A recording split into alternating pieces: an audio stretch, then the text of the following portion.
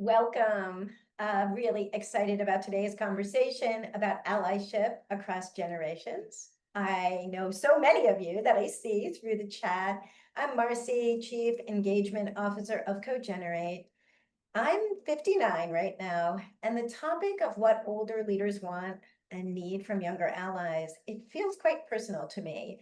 The real hallmark of this stage of work and life for me is about working alongside and learning from younger people, younger colleagues, which brings me to my dear host, Cristina.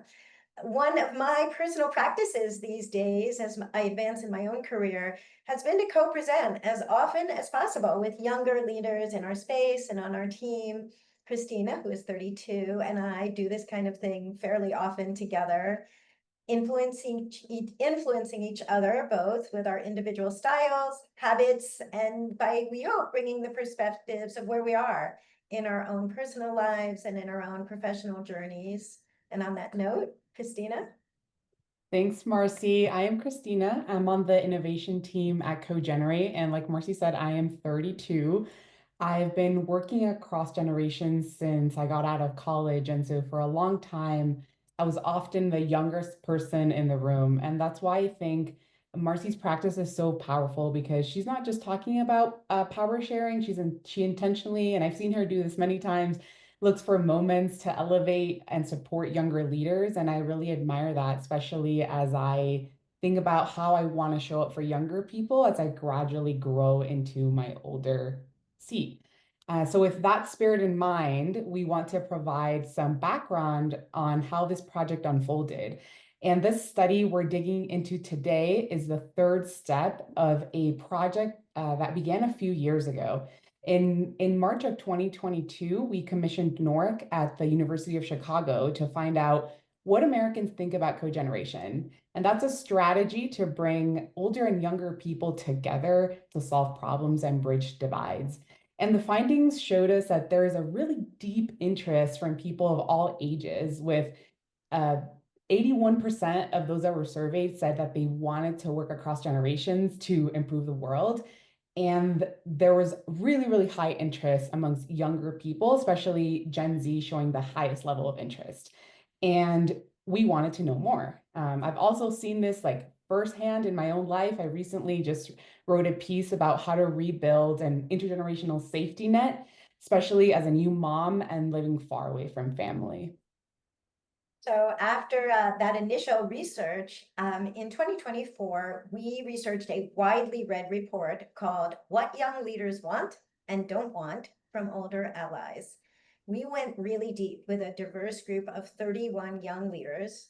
Then we brought 18 of them to a roundtable conversation in DC, Washington, DC, hosted by AARP. There were some elders in the room, and our job was to listen. So as I said, we released the results of that report in 2024, which brings us to today. Nearly 90% of those who read that Young Leaders report said that they wanted to hear from the older leaders. So we listened. We identified a group of leaders over the age of 50 across a wide range of identities, fields, disciplines, sectors. We interviewed 30 of them, deep dive interviews. Well, actually, Tanzina Vega, who you're going to meet in a few minutes, interviewed them. And then we invited a smaller group to a roundtable, a live roundtable conversation in Los Angeles, along with several of the younger leaders from that original report. And last week, we released the bookend to the young leaders studied, called, not surprisingly, What Older Leaders Want and Don't Want from Younger Allies. So right now, before we go further, I want to thank the 60 plus leaders of all ages who participated in this many-part project, our designers at Felicidad for making these studies look so good, and our funders, the Wallace Annenberg Legacy Foundation, the Eisner Foundation, and AARP. We would especially like to honor Wallace Annenberg today, who recently passed away. She was a visionary supporter of all things related to aging well. Thanks, Marci. And before we dive into the meat of this conversation, we want to take you behind the scenes to that round table and share with you a video clip that was created by our partners at Brief but Spectacular, which really captures what happened when older and younger leaders came together earlier this year in Los Angeles. So we will show that clip.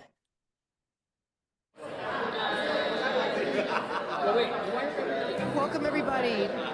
We're here in Koreatown in Los Angeles, meeting today with a group of older leaders and younger leaders to have a conversation about how we create co-generational allyship. This is a moment where we, across generations, need each other. It's really clear that if we don't have all ages in the boat rowing, we're not going to make headway. What are the new models for shared leadership in this multi-generational world? We know that cross-generational allyship is going to be crucial to solving the key issues in our society. What made you say yes to this conversation? As a millennial, I see myself as an intermediary between younger generations and older generations just because I feel like I can connect very well and adapt. I literally live in a multi-generational family where I take care of my mom and dad, and my younger kids who are adults also live in this same house with us. So multi-gen is something I'm such a big believer in. One of the things that comes up and has come up in my conversations with older leaders is often about power. Oftentimes when you're working with youth and you've got a board of directors, sometimes the paradigm is you have these older adults who can fund the thing, but you oftentimes are missing the voices of the young people you aim to serve. I have done a lot of work to establish positions and boards and advisory councils where young people are not only given a voice, but given the power to make their own decisions. Those of us who are our age also need to acknowledge when young people talk about the impacts of gerontocracy in our government, the failure and refusal of aging leaders to make space for young people, that is oftentimes a really serious problem. We are in a moment where we need each other. 60% of older leaders and younger leaders say that they do believe working together is the way to create change. The thing that concerns me most is the lack of financial security for both olders and youngers. Mm-hmm.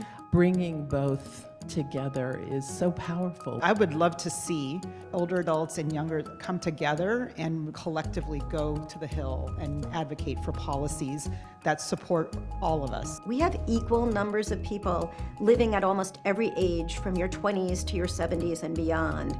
But that's actually going to change. In the coming decades, we're actually going to become a much older society. If things go well, we have longer periods to contribute, and we don't have good models for what does that look like.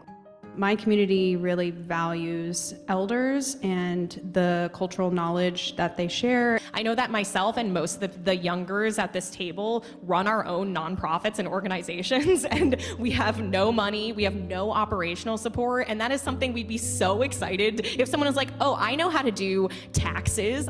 There's an appetite for intergenerational work from young people. I think if we can align around what is a shared vision for all of us, I think that is our through line between the work. We all have a lot more in common than we think. You know, if we want our communities to thrive, then we do have to worry about every single thing that does affect our communities. I think it's so valuable that older generations know the past, but that does not mean you know the future. But I still want to learn from you about the past. You all shared a lot around how you want to support youth, but I'd love to hear more around specifically what do you want from us? There's not a successful track team in the world who shows up at the meet to pass the baton for the first time. They practice, and what I would like is more folks who are willing to prepare to pass the baton before asking to receive it. We travel all the time for funerals. We go for sad reasons. We always focus on the sad. I'll go anywhere if somebody invites me to a wedding, a baby shower, and if they don't, I'll throw it myself. I'd like, if I leave my keys, I forget my keys, it's not because I'm old. I'm going to ask what makes you hopeful about the future of co-generational allyship, or what makes you worried? Young people are so fixated on the doom and gloom of what's happening and all these issues. How do we find joy and happiness and hope when there is so much to have despair on? One of my responsibilities as a baby boomer and elder is to bring hope to the younger cohorts. You have 20, 30, 40, 50, 60, 70 years to reshape the kind of government that you might want, regardless of what happens now.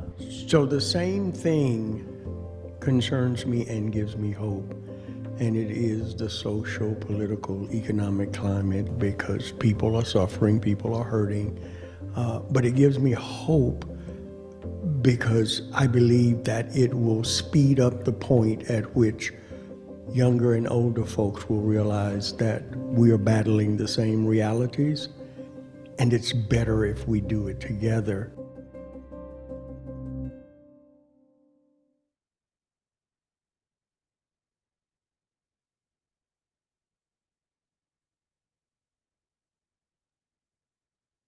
So we just heard a lot of what's on people's minds.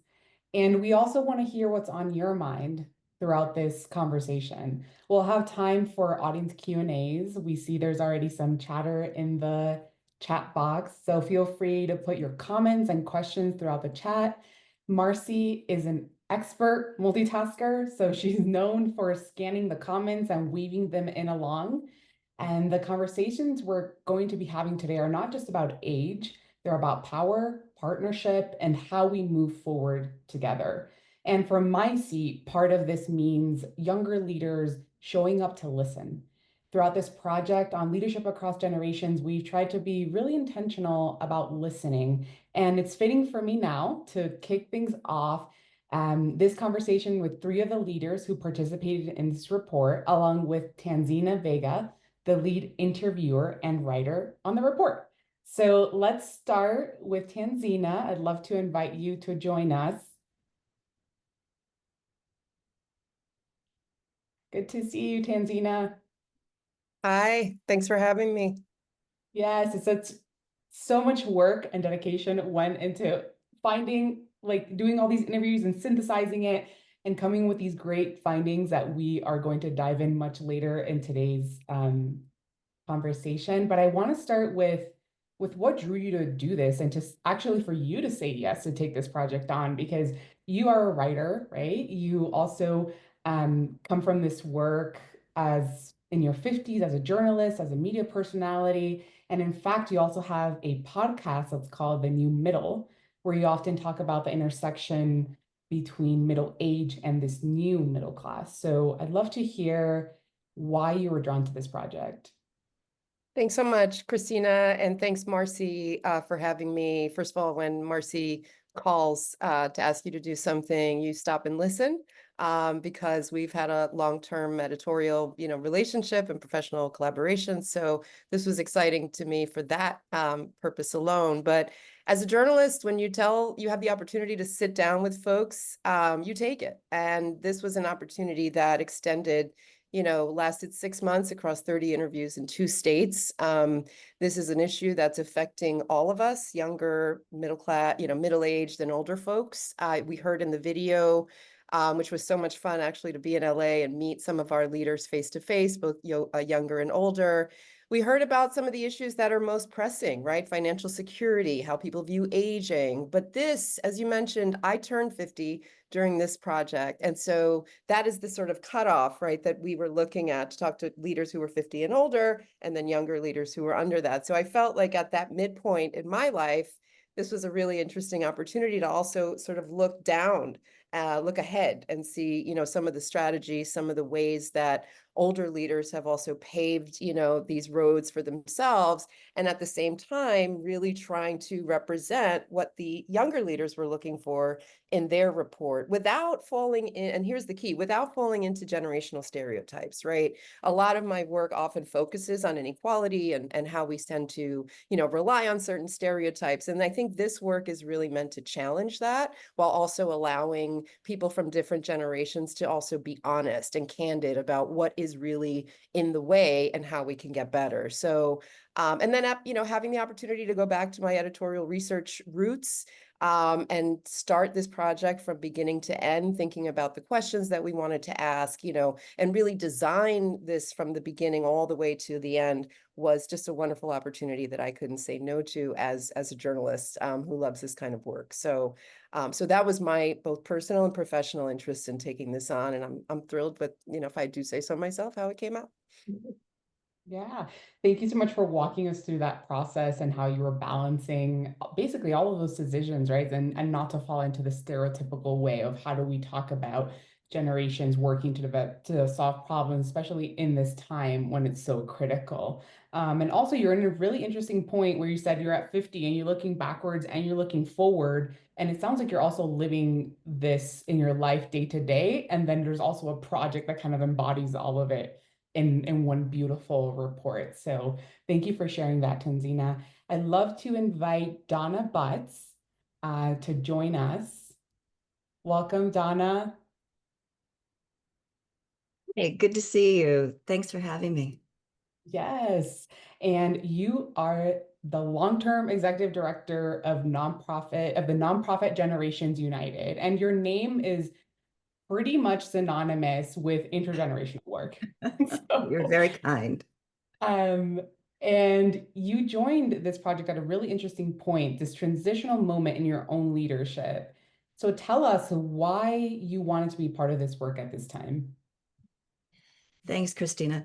Well, I'd echo a little bit of what Tanzina said in that CoGenerate is a wonderful organization and great people to work with. And all of us at Generations United love the partnership and the opportunities that we have together as we advance this really important work. So I was really drawn to it because of all the intergenerational programs and practices and ways of approaching. The one that's always been the strongest, and I think the most important and powerful, are young and old serving together, young and old working and creating together. And for a lot of reasons, I think that's important. They're the bookend generations that are usually left out on the sidelines. They both experience ageism. They're sort of waiting to be or waiting to die. And in fact, they're such incredibly powerful and important generations. And when you put generations together, it's not a 1 + 1, it's a 1 + 1 + 1 + 1. I mean, it really resonates. And I was fortunate because I did my first intergenerational program when I was in my early 20s. I was a teen director at the Salem, Oregon YWCA. And having always been focused on teens, and I inherited this intergenerational program, and I thought, well, what does that matter? Why would anybody, why do you want to spend time, with somebody of another generation? And I went out on my very first visit. It was high school sociology students with low-income older adults still in their own apartments. And they developed a relationship over a semester. So I went out on my first visit, and what I found were teenagers that skipped school except for the day that they were going to visit their older friend, and older adults that didn't get out of bed or open their curtains except for the day that their younger friend was coming. So it was that reciprocity, it was that purpose, and knowing that together they were doing service. And then fast forward in my 40s, this little coalition called Generations United had incorporated and was looking for an executive director. And I was so fortunate to be named as the executive director with, $100,000 and 2 people. And, it's just been an incredible almost 28 years. So now, as I'm looking at 70, it's a transition time again. And I'm just very excited about what lays in the future for me, but also what lays in the future for Generations United and the incredible team there. Wow, thank you for sharing that. As a founder myself, I can also relate to that in those early moments when you first connect with someone from a different generation and see the magic and the power that it has on people, right? I love how you mentioned that bookend analogy. It's so visual and you can really see it and feel it, and also just the additive effects of bringing youngers and olders together. Tanzina and Donna, thank you for opening up here with us. I'm going to hand it to Marci to bring on our other 2 guests. Thanks, Donna, Tanzina, Cristina. Okay, I want to bring Tony into the Zoom here. Tony Brown, as the CEO and co-founder of an intergenerational orchestra, Ola Ale, You are obviously living and breathing these issues day in and day out, and people saw you in the video. I know a lot of, how you feel about this. But when we approached you to get involved, what intrigued you? I think for me, I was drawn to this topic because, especially now, I feel like there's still a need for many stronger communities across the country and probably throughout the world, it could be said. And I believe that now is the time that we need to create, a much brighter future for everyone. And I think core to just how I live my life is that, in my heart of hearts, I believe that we all have gifts to share, and that our purpose as humans is to share those gifts, and find out, where and who we can share them with, and truly regardless of what generation or neighborhood, we were born into. And so, when I think about some of the challenges that I faced, as an older throughout my life, I remember when I was younger, I thought I could do everything on my own. I wanted to control so much, and I realized pretty quickly that if I was trying to accomplish, bigger and better things for folks, it would take a team to do that good work. And so I'm super intrigued and super grateful to be a part of this conversation because I've learned so much from those who, are older and younger than me both. Thanks, Tony. Dr. Amani, come on in. So, Dr. Amani, you have been advocating around issues related to aging and specifically the LGBTQ plus community for quite some time.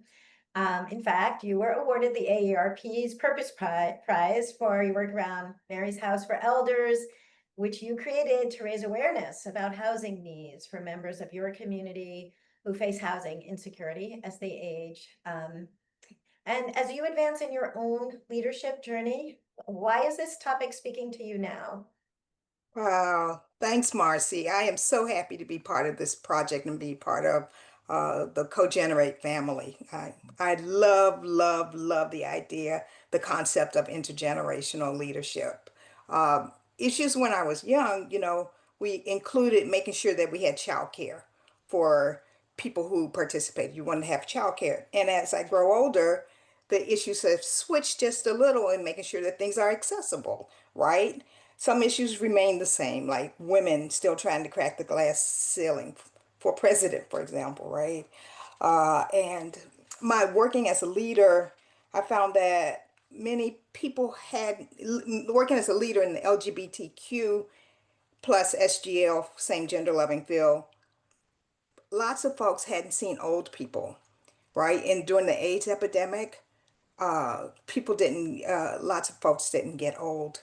And because of the stigma, people didn't see gay people because we were in the closet, right? So older gay people you never saw. So in doing this work, intergenerational work, so now we're available. We can see it. Older folks, so that you can be a grandparent. I'm a grandparent. So people know, oh, I can grow older and be a grandparent. I don't have to necessarily be struck by having a lobotomy or being whatever happens to gay people back in the past. And so we need all of us, right, to make sense of what we're going through now, right? And having intergenerational leadership really does that. Thank you. Thank you. I've watched you live it and do it. So I'm going to pass it over to Cristina to actually dig into the findings. Yeah, I'd like to get to the meat of the findings with you all. And as you heard, Tanzina, who is here with us, she was the writer of the report. And from her conversations with older leaders, there were 6 main themes that surfaced. So we're going to share those with you. The first one was it starts with admiration. So older leaders mentioned they admire young people's courage, their creativity, and their sense of urgency. They respect how younger leaders move throughout the world and how they step up to solve problems even in the face of chaos. The second finding was conflict happens. Let's deal with it. Generational differences can lead to conflict or make it harder to resolve, but older leaders have a reminder for us. One, it's not personal. It's often a conflict of ideas. Two, neither group has all the answers, especially now. We're all learning together. Three, let's normalize the hard conversations, stay in them, and sprinkle some humor while we're there. And remember that it starts with respect on both sides. The third finding was not everyone is ready to pass the baton. So older leaders shared that they had mixed feelings about when and how to step aside. Some feel pressure to make the most of the time they have left, and others worry about whether younger leaders are ready. As one put it, and we saw in the video, in order for me to pass the baton, we need to be clear that we're running the same race. The fourth one is sharing power. Sure, but how? And more on that in a few moments because that one really stuck with me.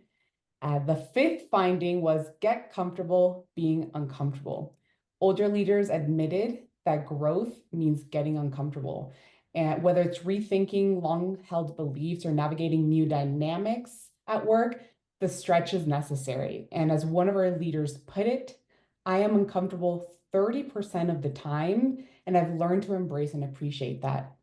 But not everyone's willing to go there.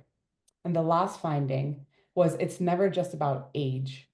The desire to understand each other across generations can mean bridging multiple divides. Age is never the only thing in the room.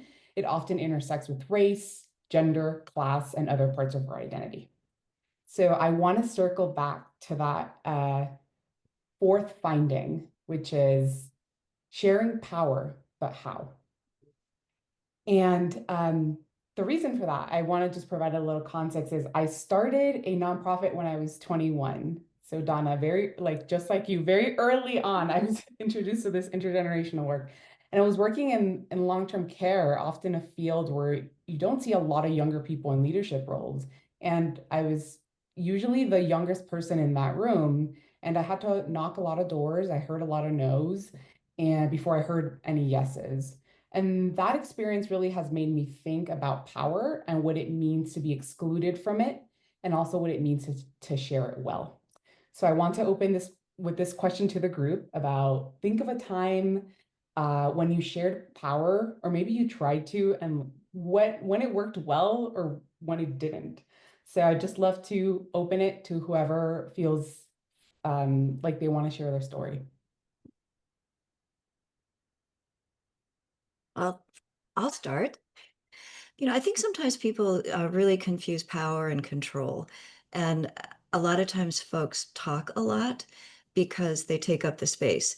And what's really important is to listen, and the power in listening, and somebody knowing that they're being heard, they're being acknowledged, whether you're younger or older, I think is incredibly powerful. So listening and respect are very important. We've always had an intergenerational workforce here at Generations United. We've always walked our talk. And I think one of the things that I learned early on was that, as being the leader of the organization, is sort of like teaching somebody to swim. It's having your hands under them, but not touching them, knowing they're going to suck a little water in. You're not going to let them drown, but you're going to let them have the experience and the room that they need to own what they're doing, to be the leaders that they are. So those are a couple of things that I think about when I think about sharing power. It's not leaving somebody on their own, but it's not forcing them along the way you want them to go. For me, it's being intentional. Thanks, Donna. I so agree 100% on that. I think you have to be intentional. You can just lead and just do your thing.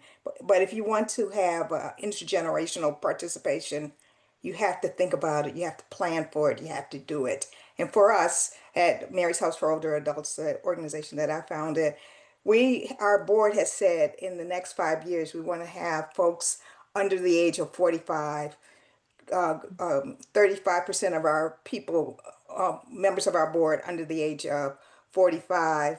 Even when our demographic, we serve people over 60 because we just think that's important. And we also partner with organizations that are led by younger people. It just works, right? It just works. And so those how we intentionally incorporate intergenerational leadership into our work. Yeah, and I guess for me, running Heart of Los Angeles, I've tried to delegate, I think, a lot of the same responsibilities that our founder gave to me many, many years ago. And so what that looks like is for me to step back sometimes in a way in which I provide as much background context as I can, but I try to empower my staff, to plan and envision as though the skies are the limit. And that's something we oftentimes try to say at our organization, go for it. and it's a lot like being a parent, which I am, where, our role isn't to, tell kids what to do always. It's to, pick them up when they fall and dust them off, right? And get them back in there and again, high five them when they do a great job. And I'll always remember that lesson. And then I have sort of a funny personal story. I'm horrible at social media, and my son, 13 years old, will tell me so. And so much so that he came to me and he gave me like 5 things he needed to do. So I said, well, son, would you mind taking over my social media?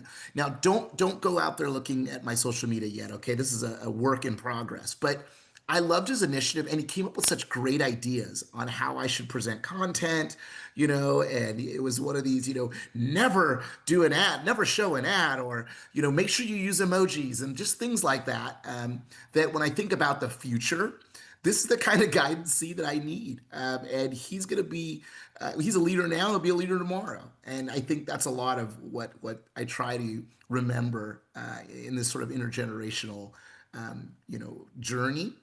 And then at our organization on the board level, and you saw it in the video, we've actually brought our young alumni onto our board and into our boardroom because it's been extraordinarily powerful. And from those board meetings, it's been great to have again a young alumni reach out to me and say, I was thinking about the board meeting last night. You should really do this, this, and this. And I love it, and that's the kind of power sharing that makes the organization stronger, makes me feel a little more relevant.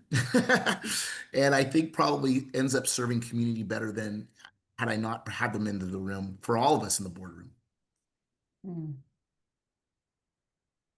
Yeah, I want to lift some of the things that we've heard because these are really practical ways when we talk about how to share power, like steal these tips because I wish I would have had those when I was in my early journey in working with older adults. And Donna, you mentioned this real important nuance between power versus control. And I think that is really, really strong and a really great reminder of and a reflection of when we think about, am I coming at a place from power or control? Also your water analogy, right? Of like, we're not going to let you drown, but we're going to be there to catch you. Dr. Imani, you have to be really intentional. You said you have to be really intentional. You have to plan for it. It's a process. And also, Tony, you mentioned this amazing story with your CEO son at 13, and really the importance of delegating. So thank you all for sharing those practical tips on how we can share power and train to run that race together. I'm gonna jump in to bring Tanzina into the conversation, and feel free, Tanzina, if you have a power sharing story that you want to start with, go there. But there is something that I think you brought into this report, and I know it's something we've talked about that feels like a bit of an elephant in the room, which is I'm interested in that finding 3 of just because a leader is older or it appears to be at a mid or later point of their career, they may not be ready to pass the baton. And I think something that we're seeing a lot, those of us in the middle years, is that a lot of people haven't reached their own kind of place of leadership yet, even though they may be on the older end of things. And I think you've voiced a lot of that. So what does it mean when people might think of you as a seasoned or older leader, and yet you're still kind of achieving and have this kind of ambition, maybe? I think you can speak to that both for yourself, and I think you clued into that a lot as it came up in the report.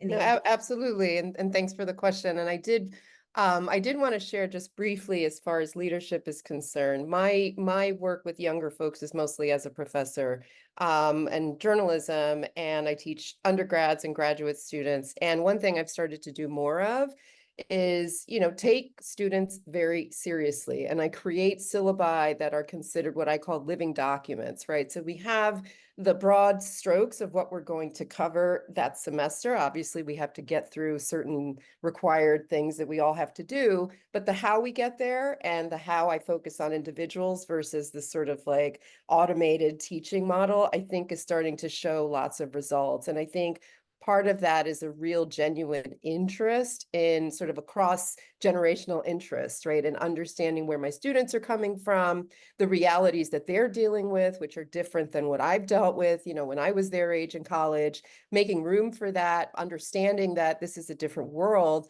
but still maintaining the standards, right? Like you don't have to throw away the standards because we're, making room for the fact that people are dealing more with natural disasters, for example, or political instability, right? So there's a way to do this. And I think there's a genuine, when you show genuine interest in people out of different generations, that interest is often reciprocated, right? And shout out to my NYU student who taught me who Chapel Roan was. Really appreciate that for sure. And so to get back to your question, I think this was one of the findings that I agree was most interesting to me in the conversations that I was having, because there is a lot of tension, right? There's this assumption that, well, once you're a certain age, move over, you're taking up space, right? And it's one of those things that I started to notice as I spoke to people from different generations. There were different approaches to that. Folks who were, say, in their early 50s, who were feeling like, hey, I've still got a lot to go. I've still got things I want to do, right? I'm not ready to hand a baton over or to step aside necessarily, right?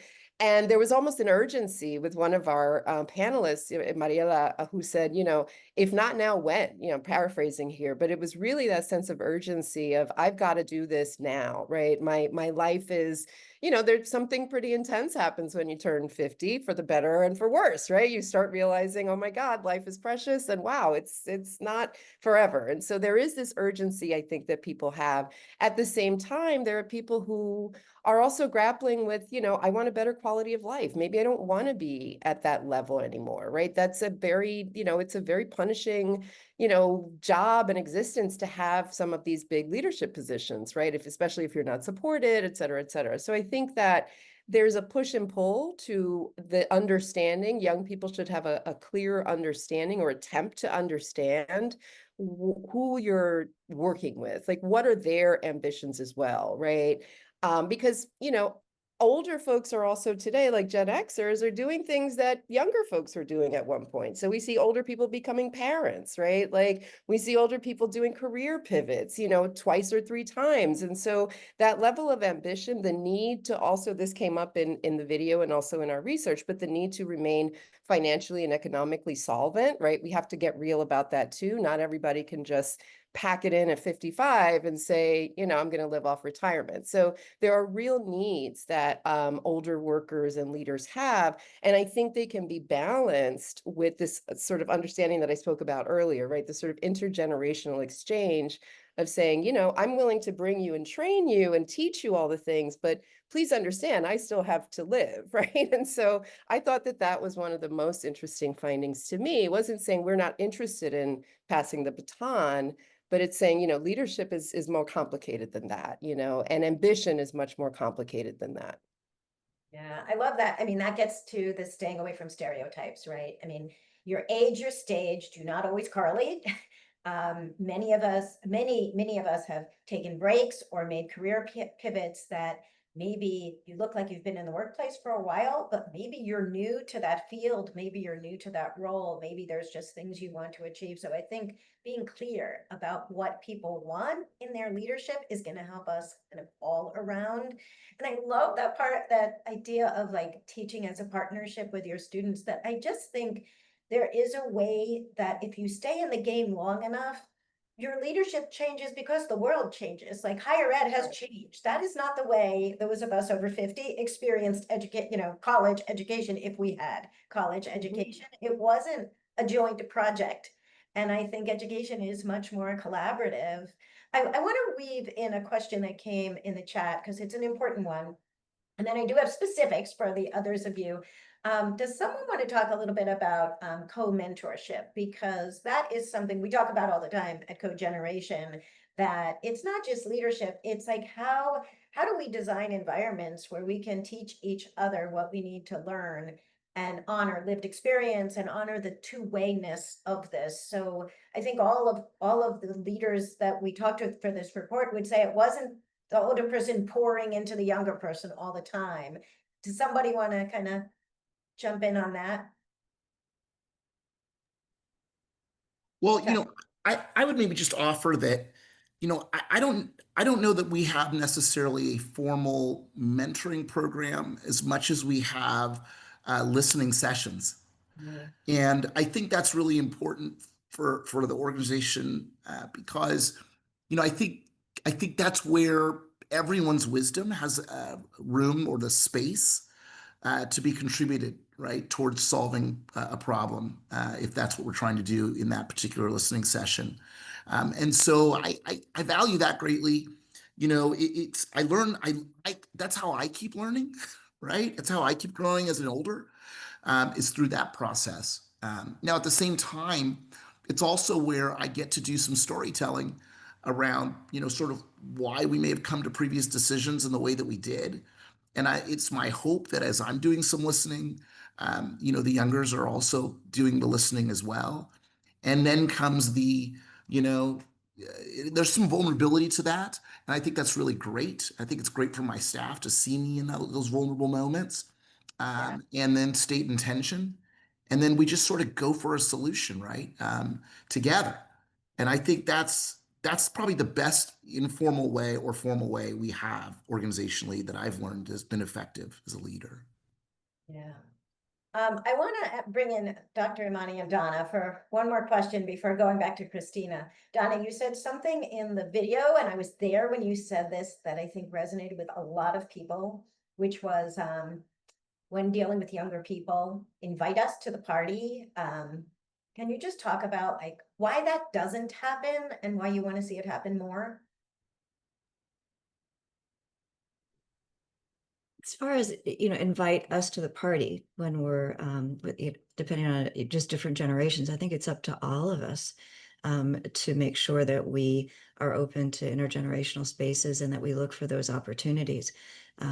We don't try to segment people and just say this is for our older workers or older neighbors or for our youngers. But it really is not expecting that somebody's not going to want to do something, but give them the opportunity to say yes or no, I think is really important. I belong to a book club at my condo. And one of the reasons I belong to the book club at my condo is because I'm the oldest person in that book club. And it's a diverse group and it's age diverse, and rather than a book club that I grew old with. It's finding those new opportunities. I could do that, but I could also jump into the middle of a situation that it can be a little bit risky. I've talked with other people who their favorite way to connect across generations and feel that invitation is their local coffee shop. But it's that being willing to ask a question, to say hello, and again to listen and not think that you know what somebody else wants or doesn't want. Yeah. Dr. Imani, I have two things I want to put to you that, because I was there in LA and you were very powerful. You talk a lot about the intersectionality of all of this, and that when we connect across age, it's never just age. You talk a little bit about respect and why that could be particularly important for people, for example, of your generation. And I want you to bring that to life for us. Okay. Thanks, Marci. So that's dear to my heart. Folks, you are hearing Marci call me Dr. Imani. I've asked her to, we're dear friends. So when we're friends, she calls me Imani, but publicly, and professionally, I asked for Dr. Imani because being the intersectionality of being Black, being old, being female, just kind of drags you out, and folks don't think often, and this is my perception, that I'm relevant, that I come to the table prepared, that I have the expertise. And so when I ask that doctor is on the front of my name, that's a respect that's kind of people kind of come to you correct. And I encourage young people, especially women, to get a graduate degree if they can, because it is or has been. I don't. The world is changing, so but it has been important. So there's that part, Marci. Appreciate that, and it's important to say it. Yes, thank you for sharing that. I think respect is important, and also how you want to be, seen, and also how younger generations can lean into that. Like I started my intro with the CoGenerate team, and I think younger generations sometimes are like, oh, titles, like why do we need them? But it's important to recognize that if it's something that matters, especially to an older person or younger, like that we honor that and that we can vocalize that. So I really appreciate that, Dr. Imani, for sharing that and the importance. Can I add one more thing? It's just something Go for it. occurred to Yes. me. So as in my generation, right? I'm 73. And so in my generation, we would call elders, older people, grown-ups, by their put Miss or Mrs. Or Mr. in front of their name, or in communal. And I grew up in kind of communal atmosphere where everybody knew everybody on the block and everything. So that was my Aunt Mary, my Uncle John, and you put a title as respect on front of. I see people nodding, so on the front of their name, because that's just what you do. You don't just, it's just like you stand up when an older person comes in the room, get all that kind of stuff. So it's generational, and for lots of people, me old girl included, it is important that I show that respect. And if you grew up in that generation, you may be expecting that. So as a younger person, just have that in the back of your head. And I teach our folks, and we share that we ask what you want to be called. It's just like LGBTQ plus SGL kinds of stuff, right? Who are you and how shall I refer to you? Because it's about you and not about me when we're talking about how and who to call you, right? Absolutely. Thanks. Thank you. So I have one final rapid question for you all. And I would love to know, and we already are diving a little bit into that, what do you want from younger people when you're working across generations? I asked this question to 30 people, and did I ever ask it to myself? I actually think it kind of, goes back to the exchange that I was talking about at the university level, the openness, the curiosity to not just want to hear from us, but also want to share with us, right? I want to know who you're listening to. I want to know who you're watching. I want to know what TikTok, account is most interesting to you. I want to know what you feel about what's happening right now, right? I start my classes with that. I just say, okay, before we talk about your reporting, can we just do a check-in, like a human check-in, right? Like people are all over the world. I teach no one in person. Everyone is online. I teach people in every state and every country, literally. And I'm just like, hey, can we just check in? Let's just take 5 minutes. Doesn't have to be about journalism, doesn't have to be about anything, but I need to know everybody's okay. And that level of interest and care, I would love that to be, mutual, because I think we're all in need of that right now. And I guess that's the one thing but I just realized I asked everybody that question, and I was like, what have I thought about? So thanks for asking all of us. I appreciate it. Yeah. One of the things I was thinking of is one of my favorite sayings is anyone can buy you a hat, but only you can give you permission to wear it. And when I think about, working across the generations in a workplace, or doing a project, or doing something with other generations, it's to challenge me and to challenge them. and to feel okay taking the risk. One of my favorite examples here is that we had a staff team that was looking at what we wanted to propose to a funder and should we create more materials and documents and reports and this and that. And finally, one of the younger people on staff just looked at me and said, the way you folks create materials is so ageist. And I just went, whoa.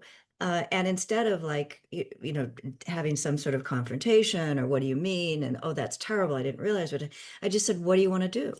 And they said, well, we want to do video and we want to do this and we want to do that. I said, okay, go for it. So we now have what we call our dream team, which is our youngest staff people. They have permission to block an hour a week to do their planning, to do their taping, all that sort of thing. And, it's not unusual to walk past the conference room and they're laughing and they're giggling. They're all on their computers or whatever, but they're just interacting with each other. And they're creating this great content that appeals to their generation. But they were willing to take the risk. I opened the door, but they had to make the decision they could walk through that door. I love that. Gosh, Donna, thank you for that. I was going to start by saying, I'd like some grace before cancellation, please. The same way, I provide context and background to my youngers. I'm hopeful that, they'll give me some grace and do the same for me. I might be an older, but, I do still consider myself a lifelong learner and I still want to get better. Right. And so, yeah, I was going to ask for grace, but I love some of the solutions and ways that you found, Donna, to harness that without feeling so, oh my gosh, I'm out of my generation. Oh no. So anyways, I love that.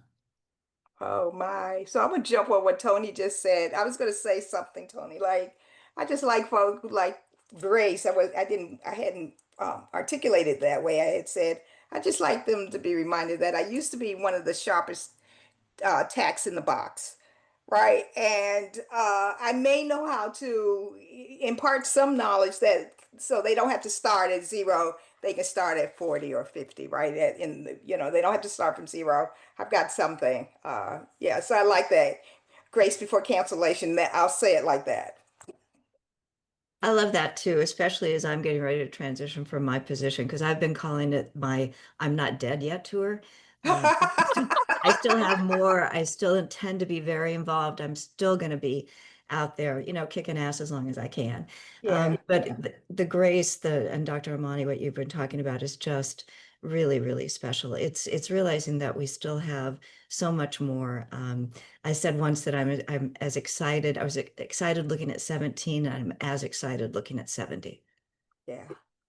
Well, I am in my 70, 73, and I can tell you it just gets better.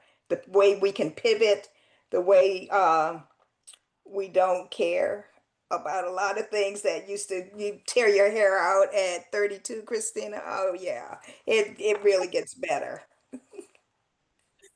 I believe it. I believe it. It's something I love hearing all of these amazing nuggets. And I actually want to ask Marci the same question because I've never asked her. Well, Cristina and we do a lot of co-mentoring, and I love how patient you are when the stuff I need falls into the stereotype, and Duncan and I, who's in the background, talk about this all the time, that sometimes the stereotype is true, like I'm really slow at making slides and using Canva and these new tools we have. Like, Cristina is like endlessly patient with me and never makes me feel ridiculous asking a dumb question. And so that's what I want. I just want to always feel safe to ask a really dumb question.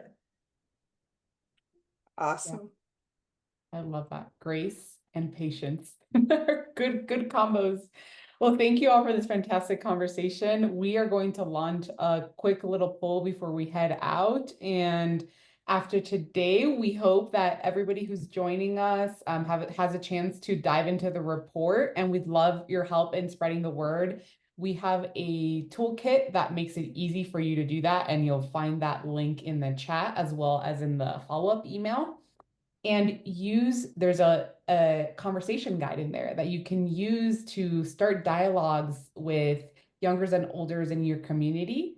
And we want to hear how those conversations go. So please feel free to reach out and tell us how it went.